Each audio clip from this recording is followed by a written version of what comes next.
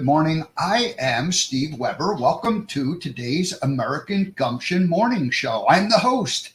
And American Gumption, what do we do here? We showcase ordinary individuals living extraordinary lives. And boy, today I feel like I'm living an extraordinary life because it's 1 year ago this week that I started the American Gumption Morning Show.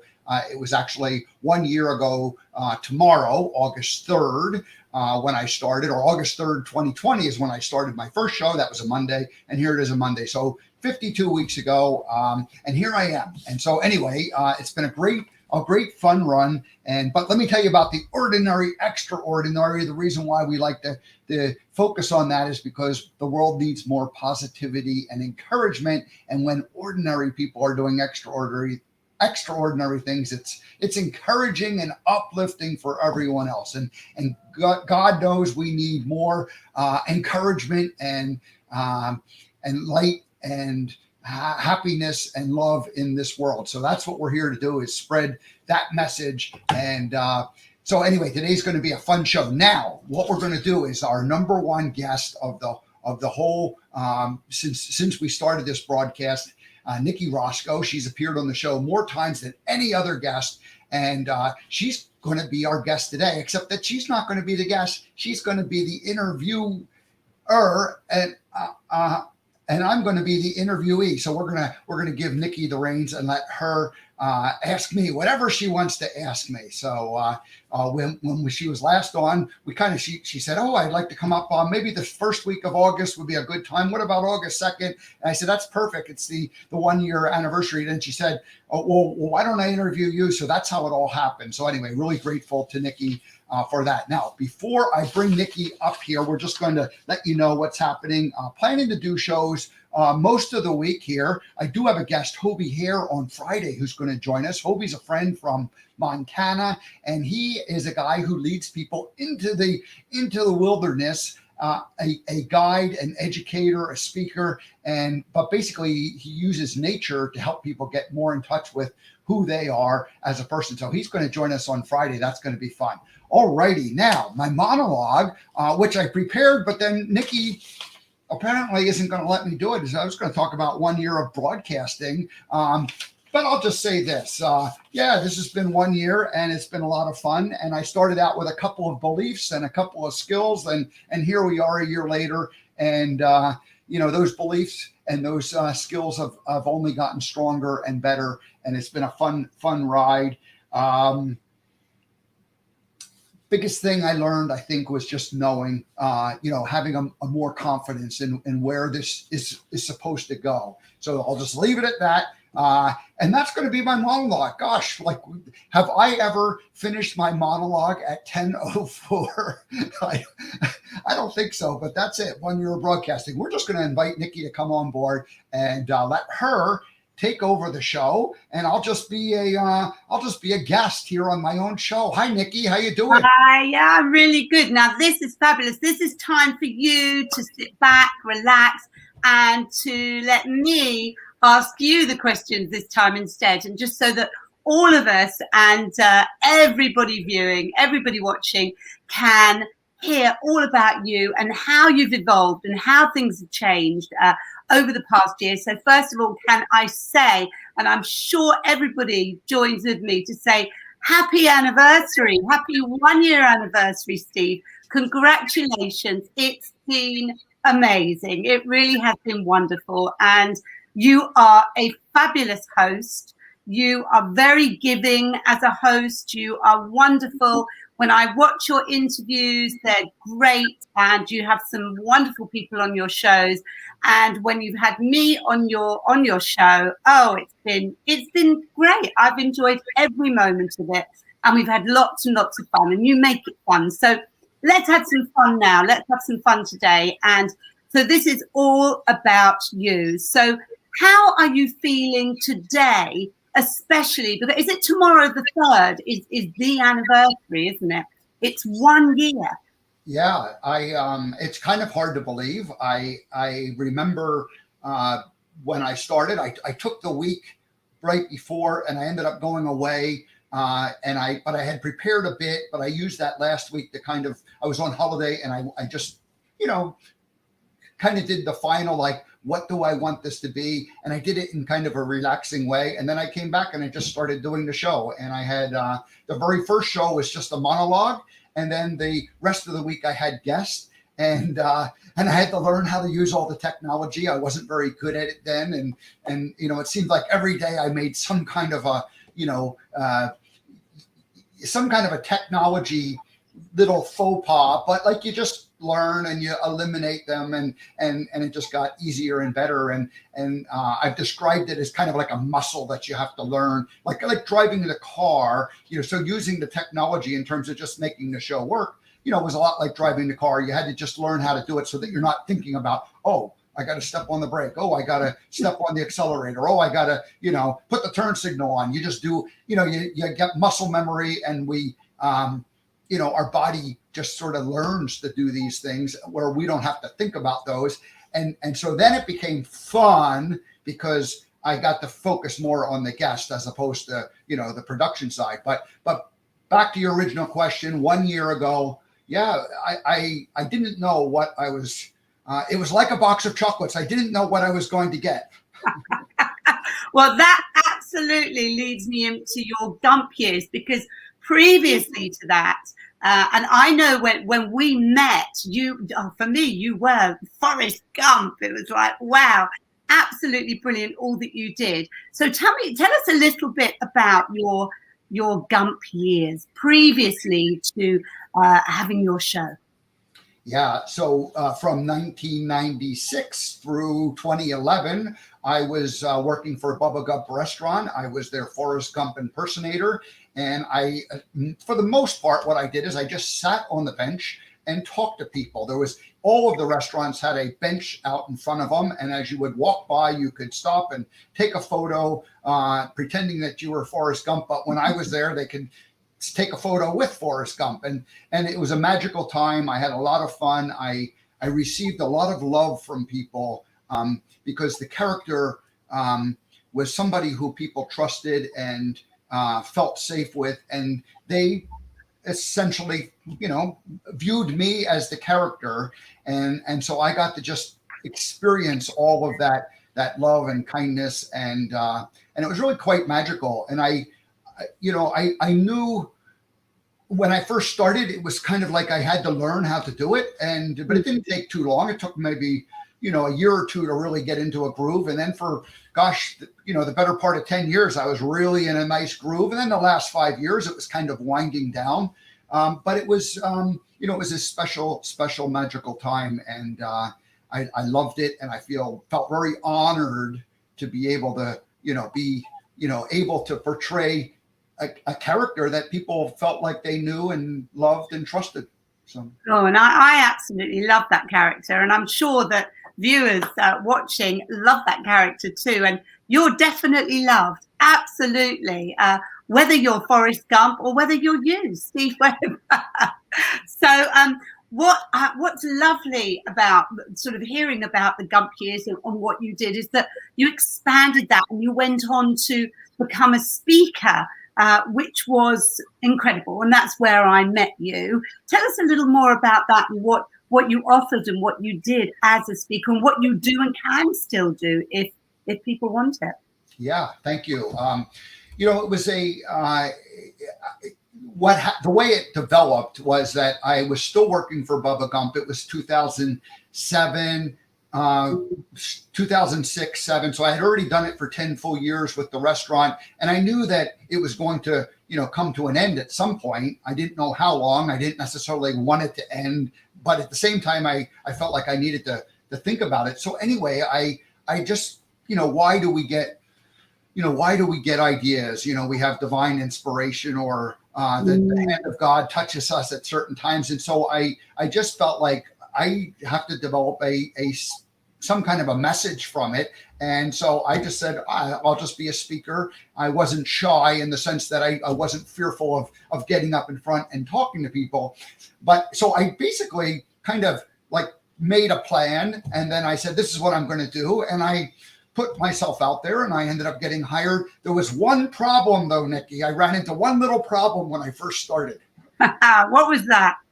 I didn't really have a message. I just knew how to entertain people and make them laugh. And I knew how to tell stories, but I really didn't know what I was to teach or to promote or to, share with people. And so I ended up joining the National Speakers Association and learned, and that's the organization that you and I both met in. And I learned that, you actually need to have a message if you want to communicate with people. And it was a little embarrassing when, imagine this, you announce that you're a speaker, and then people are hiring you and you do some speeches, and then you realize, oh my gosh, I forgot to really figure out what my message was. And that when that happened, it threw me a bit for a loop, and I thought, oh, I've got to figure this out. And what happened then, Nicci, was that in order to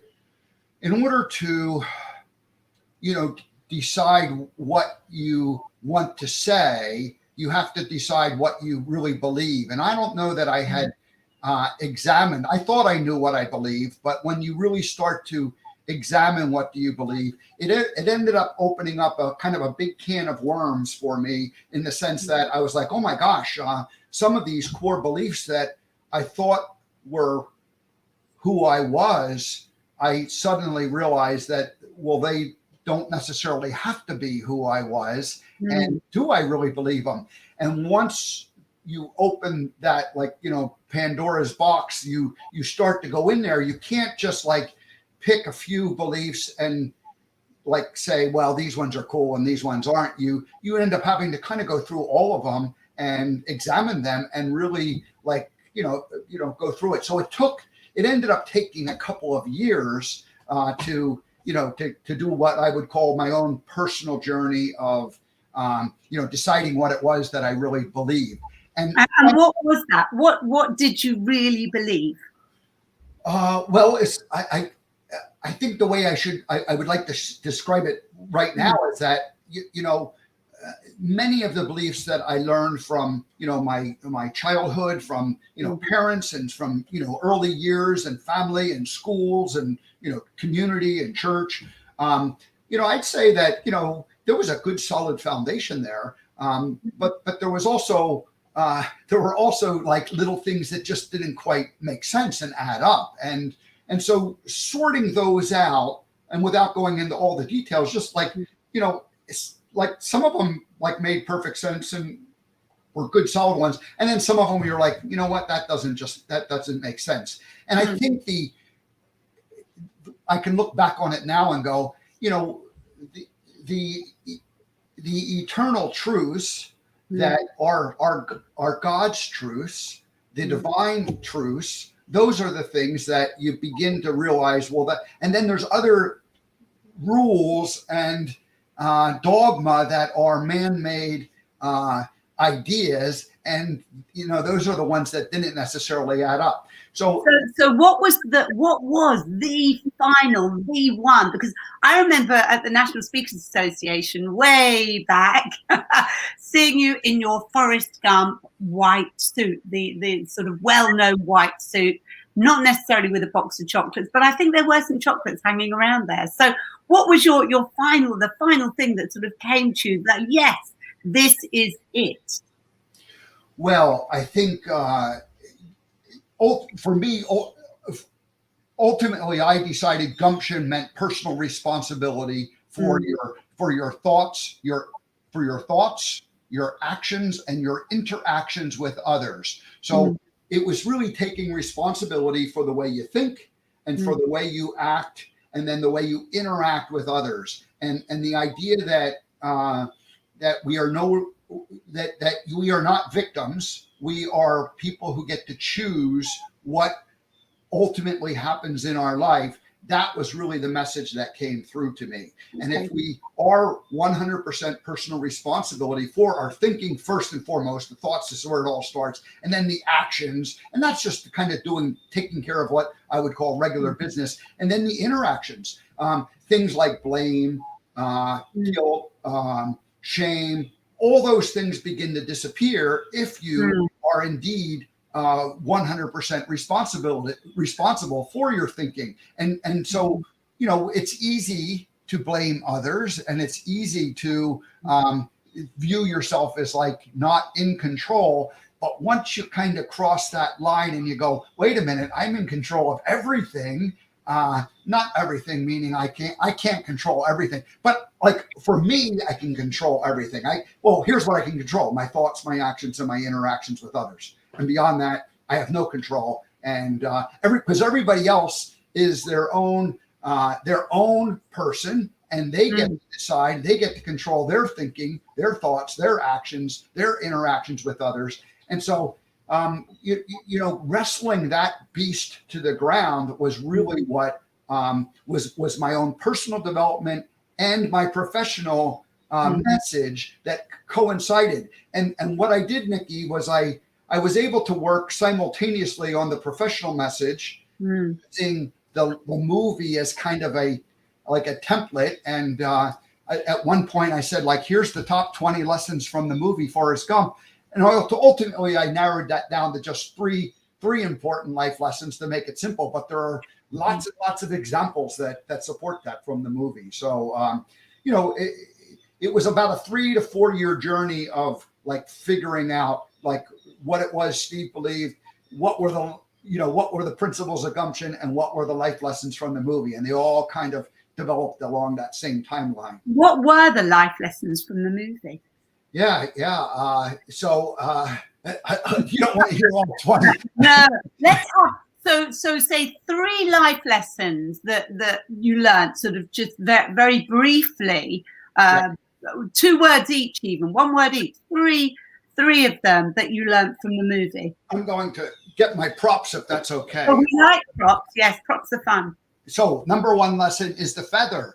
And this represents the opportunities that come into our lives. So at the beginning of the movie, the feather just floats down and Forrest Gump reaches down and picks it up. And opportunities are just like that. They almost magically appear in front of us, but we always need to reach down and pick them up. Opportunities do not jump directly into your hand. They always are like, oh, you got to make a little effort to grab them. So that's life lesson number 1. And that happens at the very, very, within the first scene of the movie. That is the first scene of the movie. And so opportunities are what it's all about. So that's lesson number 1.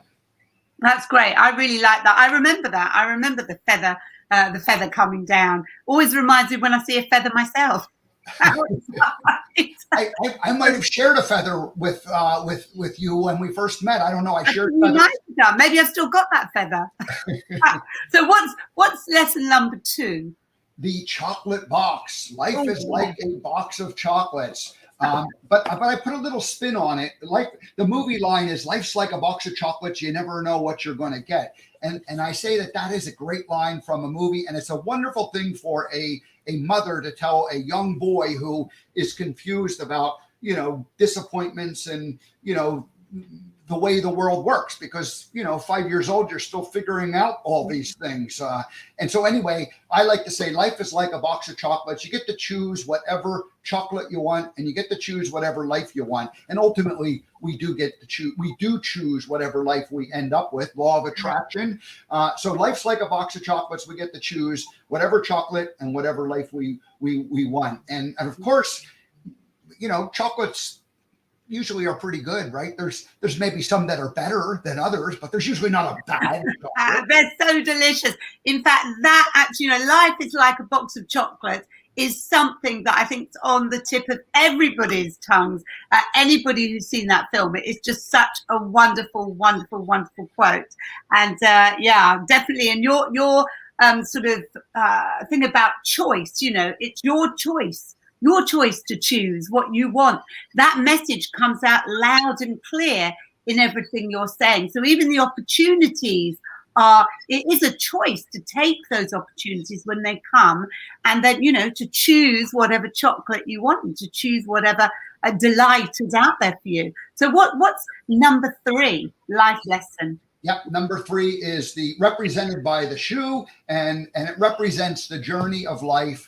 And it represents the life chapters that we go through. And the movie Forrest Gump was all about the life chapters that Forrest had. He was a little boy. He, just in high school, he meets Jenny, and then he goes to high school, or first he's in grade school, then he goes to high school, and then from high school goes to college, and from college goes to the Army. And what was magical about it is that the transition from one chapter to another, now, of course, it was Hollywood, it was a movie. They didn't have time to go through all the messy details, but it was always like a feather showed up. And like when he was in high school, he was running for his life from the boys chasing him and throwing rocks at him, and Jenny yelling, "Run, Forrest, run!" And he runs down the football field, and there serendipitously is the coach from the football team who recruits him to go to college. And then of course he goes and has a successful college career and as fast as could be.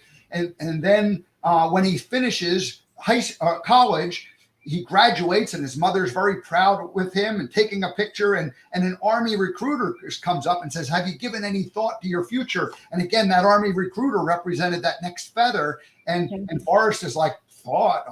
He didn't know what to do." And so that's the way our lives work, where we initially, as we start out, when in our younger years, we just sort of take advantage of the opportunities that just show up. And it's like, sure, why not? I'll do that. But then you go and you embrace whatever it is you're doing. You become good at it. You become skilled at it.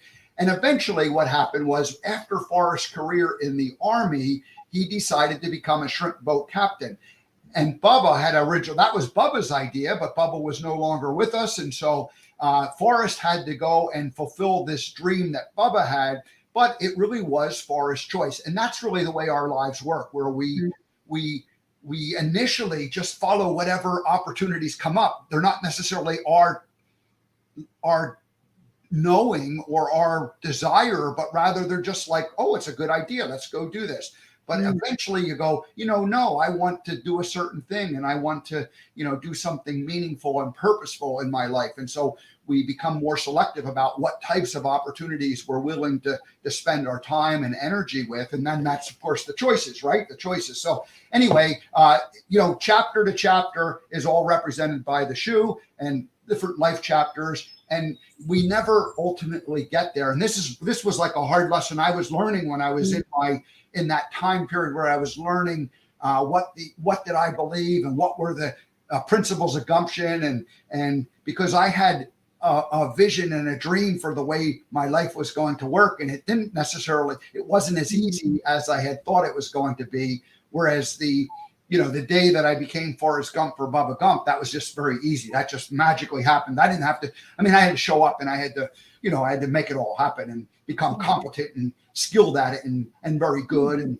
do it. But when I kind of said, hey, I'm going to go do this next chapter, it wasn't as easy. It didn't work as magically. So life is a bit of a roller coaster, and that's the journey of life. And that's what the third lesson is. So just to repeat and finish this, the opportunities that come into our life, the choices we make, and then it's just the journey. We never get there. We keep learning. Life is a lesson of learning different skills. And so. And everyone, we're all learning different skills all the time. Life is about learning and different things happening to us. And you have absolutely learned different skills. And you now have your own show. And you've had this, your sort of the Montana years, as it were, your spiritual awakening, your personal growth. So much has happened to you. There's been so much change. There's been so much transition, but still maintaining the Forrest Gump, sort of what you felt, what you thought, how you feel people's lives can evolve and what you should be doing. So the feather and the box of chocolates and the trainer, the shoe, it still seems to be very, very important to you. Tell me a little bit about that. Tell me a little bit about the journey that you've been on since you've been on this Montana journey and since you've started your own show. Yeah. So, Montana years were the last 10 years. And that chapter is really, I feel like that's in the rearview mirror and closed. And I'll just briefly tell you, the Montana years, I thought they were going to be one thing. They turned out to be something very different. And I thought it was going to be the place that I was going to have this little kind of ranchette type of a place with a, with a shop and a wood shop and a barn and different things like that. And I went there with that idea, and it turned out that never quite worked out the way it was supposed to.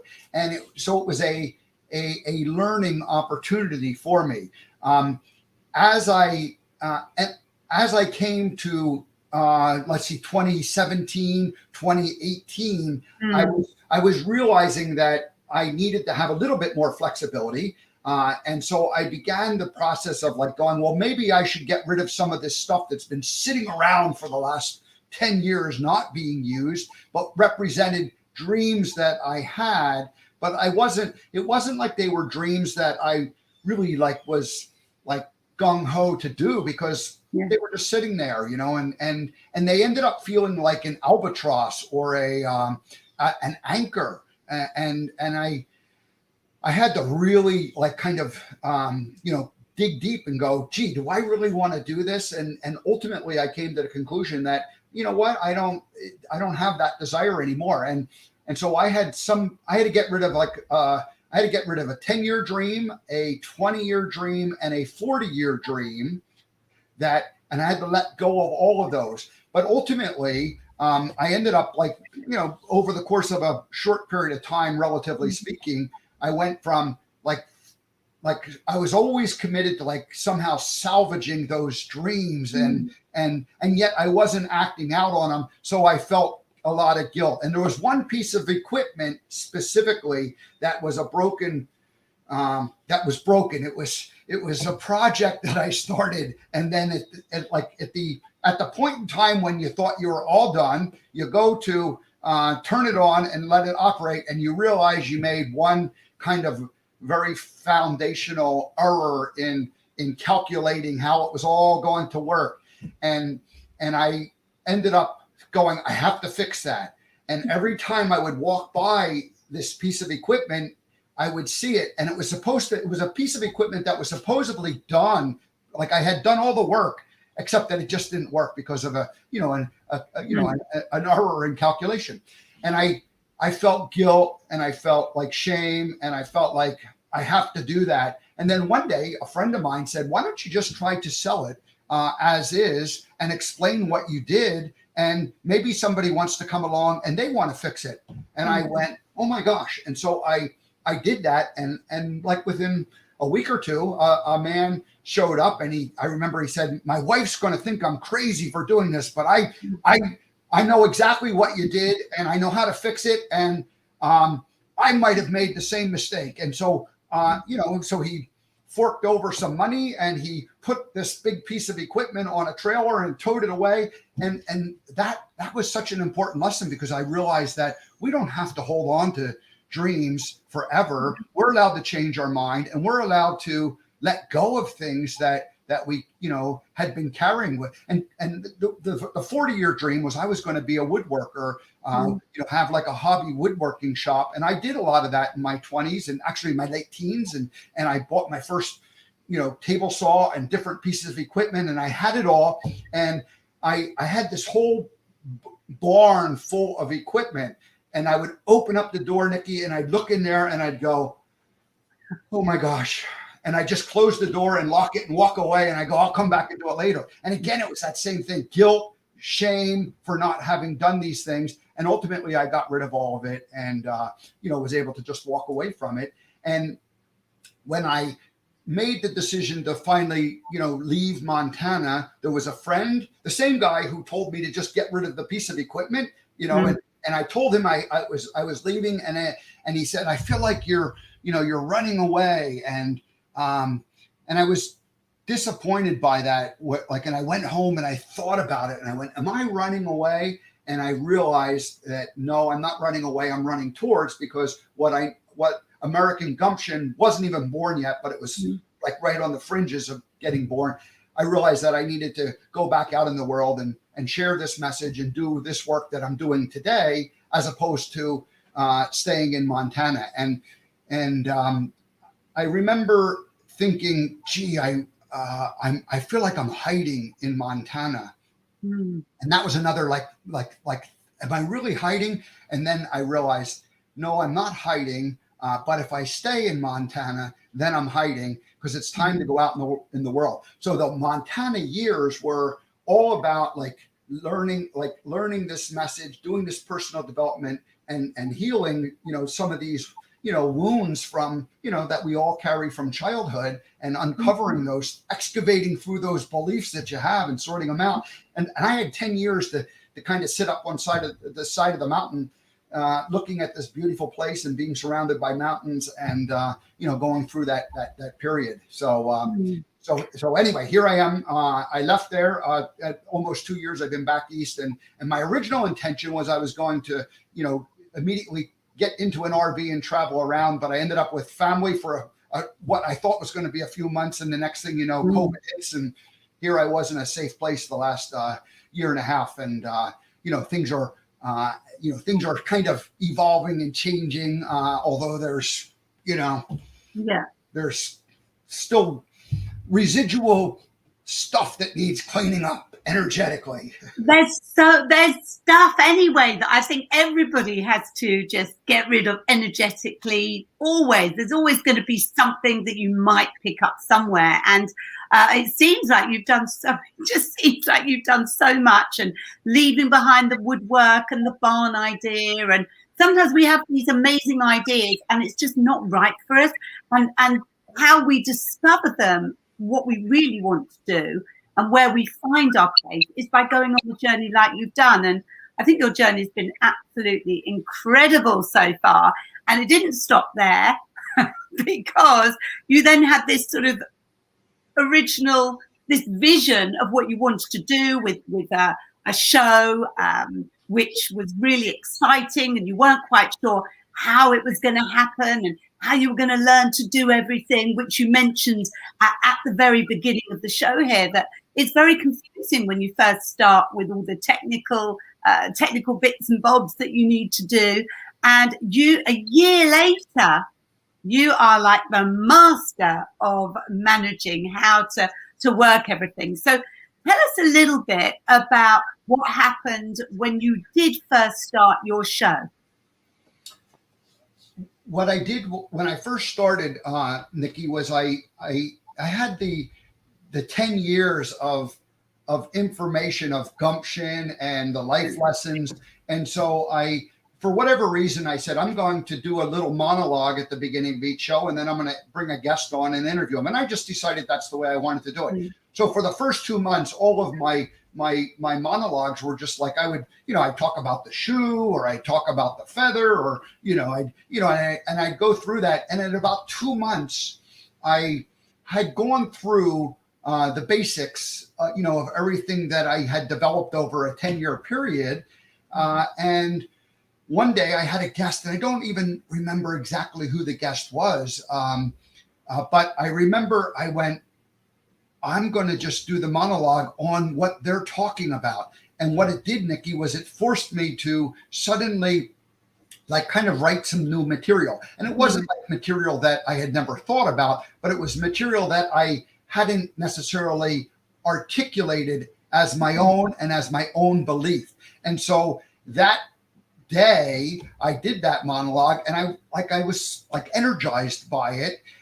And so what happened since then is that my monologues almost exclusively always have something to do with the guest, and they have something to do with my own beliefs and my own philosophy of life. And so I ended up, so every morning I get up and I basically, I'm never quite sure what the monologue's going to be, but, in the prep in advance, I've learned how to, just connect with the muse or the divine, and get that inspiration, and just, I just kind of blurt something out, and I draft, use, just some kind of a bullet point type of a format where you write some notes down, and then that becomes my monologue.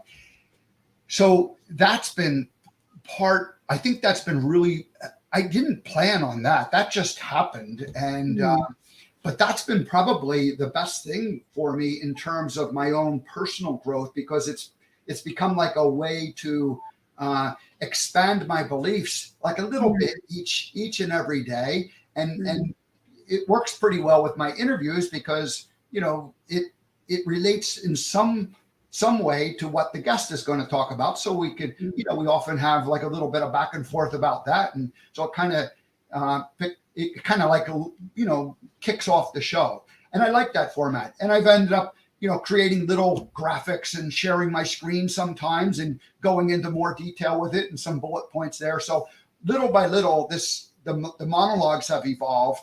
The guest interviews, kind of the same thing, but you know. So when it comes to the guest interviews, I've noticed that you've had some great guests on, some really interesting guests, and it would be lovely to hear from you about the guests that you have had on and what inspires you to choose those specific guests, because you have evolved and I've noticed things have changed in the past year with you. So let's first explore and look at what it is that has inspired you with these guests from the very beginning and how that has changed. Yeah, I knew over the course of, you know, these, you know, 25 years, in, you know, what from 10 years as being a speaker and 15 years as being an entertainer, obviously you meet lots of different people. And so I always liked to connect with people, and, you know, through the social media, there were people that you connected with, and some people you just kind of, I never wanted to necessarily have like a person be part of my social media connection that I had no knowledge of who they were or what they, so I've always tried to get to know people. But what happens is that some people you actually get to know and you connect with a little bit, you know, on a more personal level, and other people, you know, you say something pleasant to, but then that's kind of the end of it. You never have any kind of, you know, connection. So I felt like from the get-go that I had enough people that were, in my mind, interesting, that I wanted to talk to and hear their story. I love the idea of people evolving and growing and having a moment where something happens and their life is no longer the same. What is that, like that moment in time, that aha moment where they go, oh my gosh, you know, and so I kind of always wanted to talk about that sort of thing.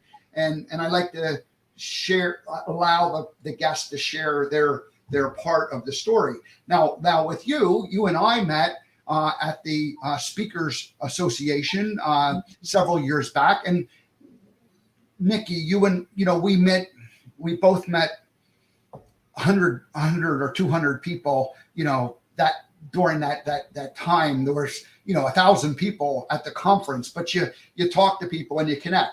And so for some reason, you and I connected. We followed up with a little message. It was polite and kind, and then you know, we over years we saw each other's social posts, and, you know, maybe a comment here or something like that. And so anyway, I reached out to you and said, hey, would you come on the show? And I don't know why. I mean, again, it's just an instinct, right? That, but I've reached out to lots of people and they never responded, and, you know, so it didn't work that way. But for whatever reason, we connected, and many other people the same thing.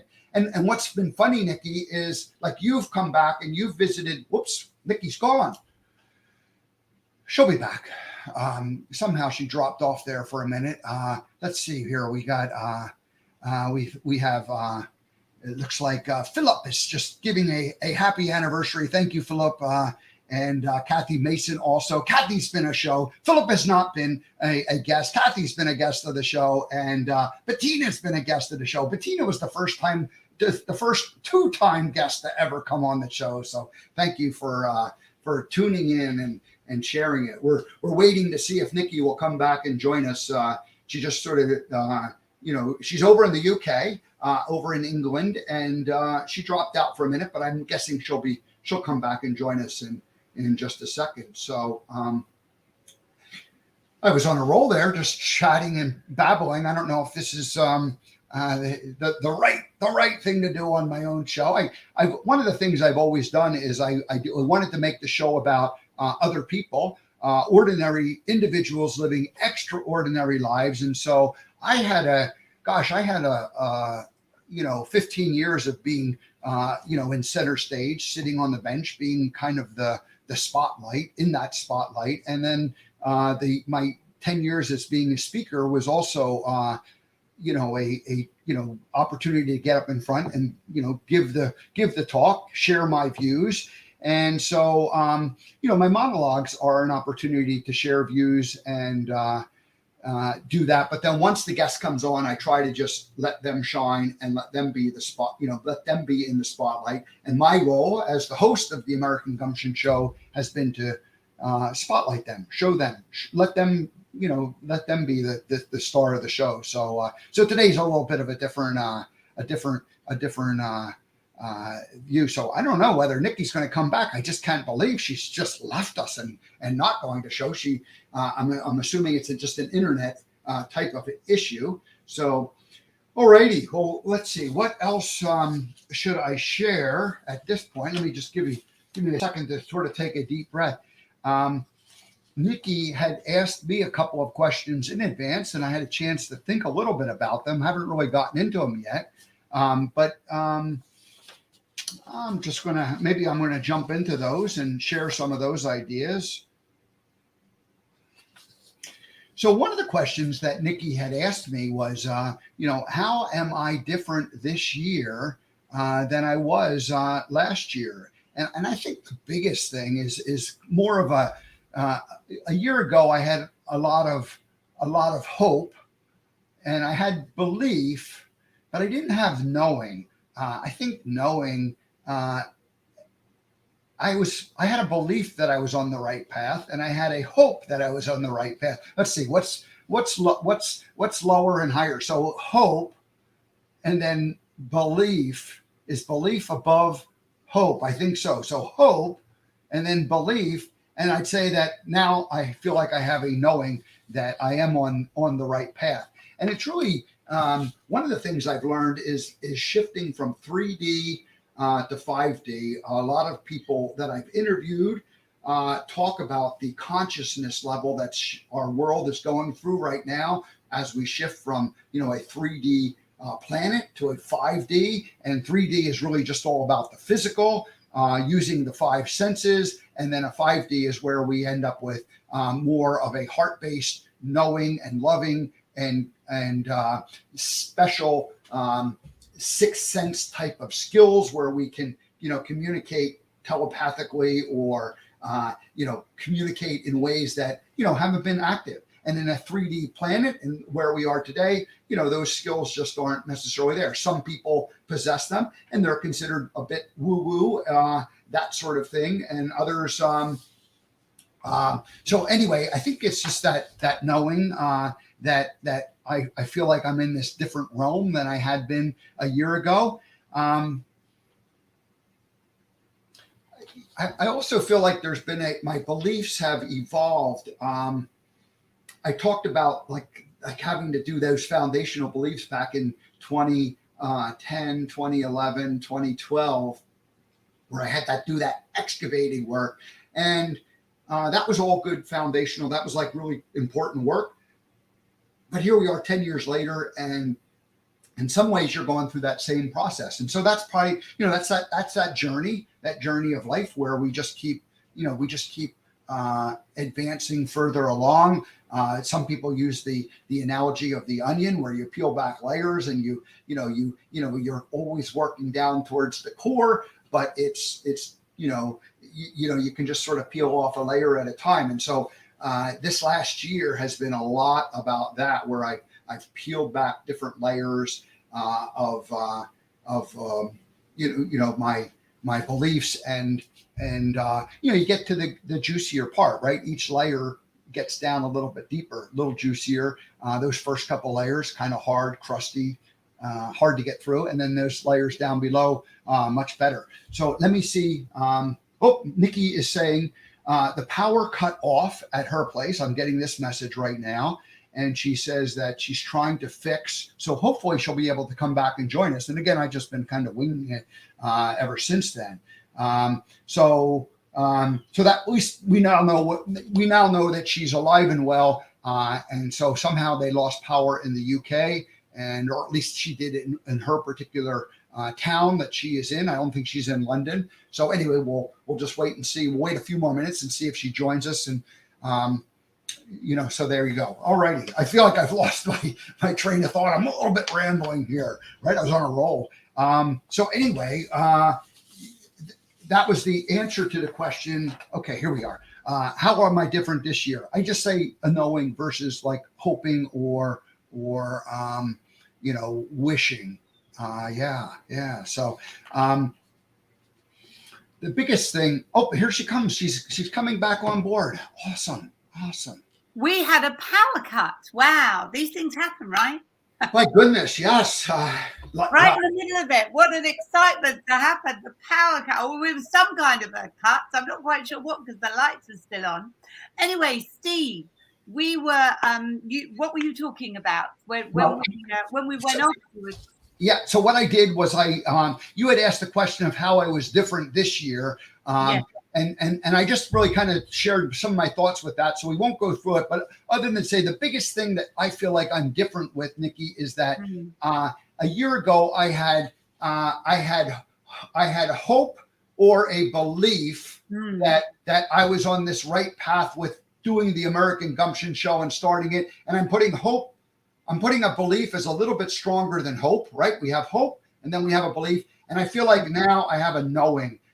So it's like the things that have gone on have confirmed or affirmed what it is that I've been doing. So I shared a little bit about that. So we won't necessarily go with that, but you had some other questions you wanted to ask. So how would you say you have changed in yourself over the past year? Because we've talked about spirituality and you looking at things in a different way. You've been on incredible adventures. I know you went on a big adventure not so long ago, actually. So how has that influenced you?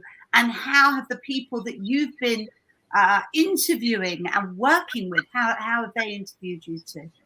Yeah, no, that's really been the power of this show is I approached it like I was a student and I was going to learn from the people. And so I ended up inviting people to be a guest who were essentially people who I wanted to, I was curious about and wanted to learn something from them. Now, many of the guests, in fact, I would say most of the guests have been people who have been involved in what we'll call the spiritual awakening and community of light workers, doing energy work, and I have been on that own journey, and that really has been that was part of my Montana years in developing that. But this is like a little laboratory for me to almost on a daily basis learn something new from the people who come on, and certainly you. That's how you ended up becoming a guest multiple times, because you had different modalities that you spoke about. So crystals and Reiki and tapping and other types of, I've had guests across the different energy spectrum. I'm much more open-minded about all of it. I was a bit of a skeptic in some of those areas. Maybe just a few years ago, I was a skeptic in all of those areas. Certainly a decade ago, I just thought it was kind of crazy woo-woo stuff and didn't believe any of it. But the guests have encouraged me, or maybe just allowed me to open my mind and be more like, well, what if this is possible? And once you go there, once you say, well, what if crystals do have energy? And what if different crystals have different energies? And what if the different crystals that we surround ourselves with can actually heal us? Once you just allow that to be a possibility, you begin to see things that you didn't see. When you go, no, this is impossible, this doesn't work, you're not going to get any results. No. So what have you seen? What have you learned? it's all about energy. The most important thing is like I've moved. I mean, I knew that 10 years ago, 2009, 10, I was 100% a head-based person. I was, people said to me, you know, you seem like you're stuck in your head. And does anyone ever said you overthink things? I mean, I was like that type of a 3D person. And I grew up making things, and my father, you know, educated me on the physical and how to build things. And I was very 3D oriented. And so somehow I managed to shift that, beginning that a decade ago, but really accelerating that this last year. So all of the modalities, there's none that are off the table at this point. I'm a believer in all of them. I might have mentioned to you, like in one of our early interviews, I said, hey, I'm into, like, okay, maybe this Reiki thing and crystals is cool, but the angels thing, that's just too crazy for me. And then I had my own angel experience when I was in Boulder, Colorado with Angie LaRue. And it was just like I just keep having these little moments that keep opening things up. And so it's been magical. And I'm only looking forward to more of it. So what would you say you're now going to be doing to move further on even more as you're evolving? Because it's exciting, because you've mentioned now that, you know, oh wow, you have this experience with the angels, with Angie, it's Angie LaRue, yeah. Angie LaRue, and you've had this wonderful experience, and then you learned about Reiki, and you're learning about crystals and the wonderful energy from everything, which is absolutely incredible. And what is it? Where do you want to go next? Yeah. So about 6 weeks ago, I had like a bit of a, you know, things come in circles, right? The journey, you know, patterns repeat. And, you know, during the Montana years, I spent a lot of time and energy thinking about our world and about our different political systems and our education systems, and trying to like go, this doesn't make sense. Why do we keep doing things the same way? We keep doing it over and over again and keep getting the exact same results. And why do the politicians promise us to do something, but they never actually do anything about it? And this was something that I was very tuned into, you know, off and on over the years. When I finally left Montana, I kind of had to put all of that like aside. And then as I got back here and I started the show, that, you know, I didn't want this to be a political show. I just have a belief that we are in the midst of this major change worldwide that is institutions that have been around for a long time are not functioning very well, and would appear to be collapsing right in front of our eyes. And so I think what is next for me is I'm planning to start a second show in which I go more into that realm. And the reason why it's going to be a second show is because there are things that you're not allowed to say on social media these days. You're not, if you have a view that's different than, you know, the view that, you know, somebody has decided is like the correct view, and somebody's decided is the incorrect view. If your view is incorrect, they'll just go ahead and, you know, shut you down. So the American Gumption Show has been kind of this like spiritual journey of people and healers and those conversations. And so I can see myself developing a second show that talks more about, you know, where the world is going in terms of freedom and, you know, as these institutions, you know, that don't provide the full story. So I'm just going to kind of leave it at that for right now. But quantum, I've had the domain Global Gumption for the last couple of years, and so Global Gumption is my planned next show, and it'll be really about the changes that are going on worldwide. That where these older shows and institutions are, or these older legacy institutions and the people who have told us what is the truth, we'll present a different side to that. So that's where I'm seeing myself going. I don't have much more I can say about it at the moment, other than this is where I felt. And about it, like I said, about 6 weeks ago, I suddenly got tapped on the shoulder and said, hey, look at this here. And so I've been preparing for that. So we'll see when that comes along. Oh, I like that. The global show, the American Gumption Global Show. Where will that be if not on social media? Is that something you're thinking about? Yeah, so I'll have my own website, and then probably BitChute or different channels like that, Telegram, places that those places I eventually will get shut down, I guess, too, or we'll see what happens, or I think long term the major big tech companies are going to be replaced by something different, something new, because a very American. We have a First Amendment that says freedom of speech, and we're like being shut down. We're not allowed to say if we have different points of view, we're not allowed to say them. So this is it's a very crazy world we live in right now.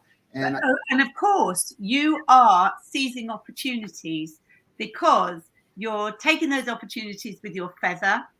You're choosing from your box of chocolates what you want to do, and you're going with your shoes, your trainers, on your journey. So you are actually following your principles. You're following exactly what you've always been doing. And that's what's so brilliant and amazing from your days, as Forrest Gump, sitting on the chair, which is sitting on the chair in the park, or wherever it was that you sat, chatting to different people and having your box of chocolates or whatever you did, to visiting Bubba. Oh, I love that. Bubba and his fishing boat, the prawn boat, the shrimp boat, brilliant.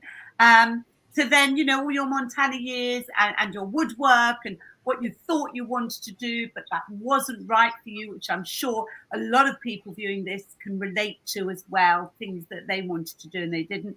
And then, of course, coming into your own as a speaker, as a wonderful national speaker, and then moving on to having your own show, which was sort of spirituality and so much more, and gaining and learning from that. So, and now you're going on to the next phase. So I really do look forward to watching out for you, as I'm sure everyone else is, and hearing so much more from you. And Steve, it really has been such a pleasure interviewing you for the first time, having you relax on the other end and chat away and listening to everything that you've had to offer and to say. And I'm sure if any of your viewers watching want to ask you any more questions, then they can send you a message, whatever they want to do. And they can still send something on this link. I think that they can still send something onto the Facebook, which would be brilliant.